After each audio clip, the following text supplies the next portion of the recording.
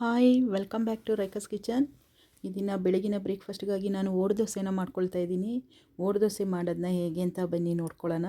ಇದು ಕೊಡಗು ಹಾಗೂ ಮಂಗಳೂರು ಮನೇಲಿ ಮಾಡುವಂಥ ಒಂದು ಫೇಮಸ್ ರೆಸಿಪಿ ಇದು. ತುಂಬಾ ಬ್ರೇಕ್ಫಾಸ್ಟಿಗೆ ತುಂಬಾ ಚೆನ್ನಾಗಿರ್ತದೆ. ಬೆಳಗಿನ ನಮ್ಮ ಬ್ರೇಕ್ಫಾಸ್ಟಿಗೆ ತುಂಬಾ ಚೆನ್ನಾಗಿರ್ತದೆ ಇದು. ಒಮ್ಮೆ ನೀವು ಮಾಡಿ, ನಾನು ಮಾಡಿ ತೋರಿಸ್ತಾ ಇದ್ದೀನಿ ಈಗ.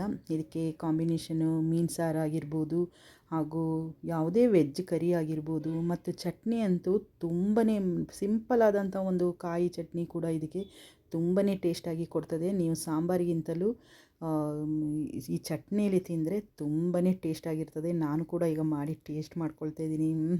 ತುಂಬಾ ಟೇಸ್ಟಾಗಿದೆ ಫ್ರೆಂಡ್ಸ್. ನೀವು ಒಮ್ಮೆ ಮಾಡಿ ನೋಡಿ. ಈಗ ನಾನು ತೋರಿಸ್ತೀನಿ ಇದಕ್ಕೆ ಏನೇನು ಬೇಕು ಅಂತ. ಬನ್ನಿ ನೋಡ್ಕೊಂಡು ಬರೋಣ, ಲೆಟ್ಸ್ ಗೋ. ಅದೇ ರೀತಿಯಾಗಿ ಇಲ್ಲಿ ನಾನು ನೈಟೇ ಅಕ್ಕಿಯನ್ನು ತೊಳೆದು ನೆನೆ ಹಾಕಿದ್ದೆ.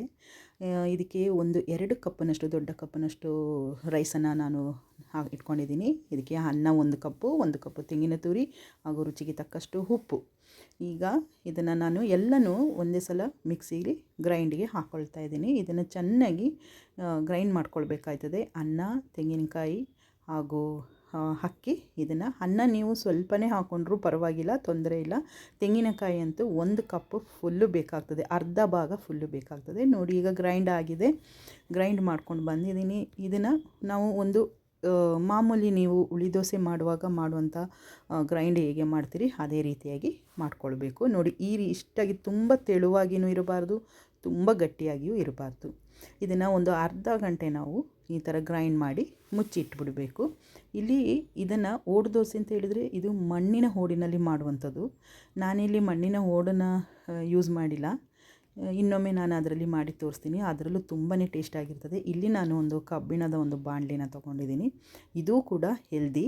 ಕಬ್ಬಿಣದ ಬಾಣಲಿಯಲ್ಲೂ ಕೂಡ ನಾವು ತವದಲ್ಲಿ ಮಾಡಿದ್ರೂ ಕೂಡ ತುಂಬಾ ಹೆಲ್ದಿ ನಮ್ಮ ಆರೋಗ್ಯಕ್ಕೆ. ಈ ರೀತಿಯಾಗಿ ನೋಡಿ, ದೋಸೆನ ಮಾಡುವಾಗ ನಾವು ತುಂಬ ಹರಡಿಸಬಾರ್ದು.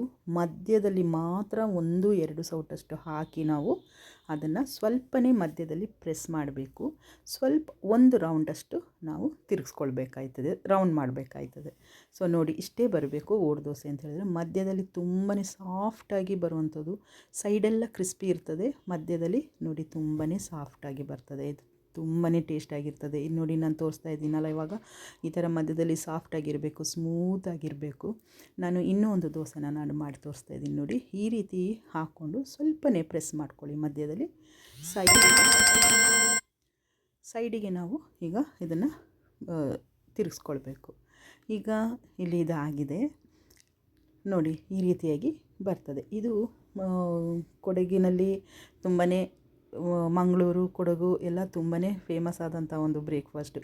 ಇದು ತುಂಬಾ ಈಸಿ ಆಗುತ್ತೆ ಇದು ಮಾಡಿ ನೋಡಿ. ಈ ಥರ ಹಿಂದೆನೂ ಕೂಡ ಯಾವುದೂ ಸೀದೋಗೋದಿಲ್ಲ. Boy friend. ನಿಮಗೆ ಇಷ್ಟ ಆದಲ್ಲಿ ಶೇರ್ ಮಾಡಿ, ಲೈಕ್ ಮಾಡಿ.